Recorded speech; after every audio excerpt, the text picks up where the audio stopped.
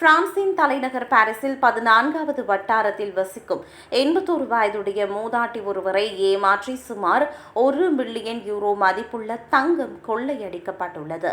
செவ்வாய்க்கிழமை இரவு 10 மணிக்கு சற்று முன்பு இந்த சம்பவம் நடந்துள்ளது.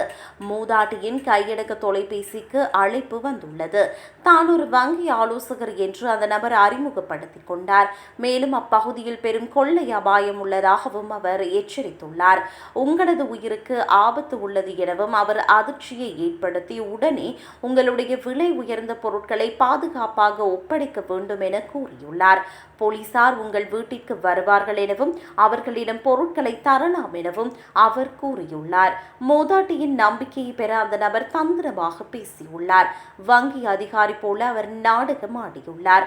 உடனடியாக அங்கு வருபவரிடம் உடனடியாக நகைகளை கொடுக்க வேண்டும் என அவர் கேட்டுக் கொண்டுள்ளார். தொலைபேசி அழைப்பு முடிந்து சிறிது நேரத்திலேயே ஒரு நபர் மூதாட்டியின் வீட்டிற்கு வந்தார். அவரிடம் 3 தங்க கட்டிகள் மற்றும் மேலும் பல தங்க நாணயங்களை மூதாட்டி வழங்கினார். இதன் மொத்த இழப்பு 1 மில்லியன் யூரோவுக்கும் அதிகம் என்று பாரிஸ் வழக்கறிஞர் அலுவலகம் அறிவித்துள்ளது. இதுகுறித்து போலீசார் தீவிர விசாரணை நடத்தி வருகின்றனர். மேலும் 70 வயதுக்கு மேற்பட்ட தனியாக வாழும் முதியவர்களை குறிவைத்து இத்தகைய மோசடிகள் நடக்கின்றன. பிரான்ஸ் முழுவதும் போலி அதிகாரிகள் மூலம் நடக்கும் தொடர் குற்றங்களை தவிர்க்க எச்சரிக்கையுடன் இருக்க வேண்டும் என்று அறிவுறுத்தப்பட்டுள்ளது.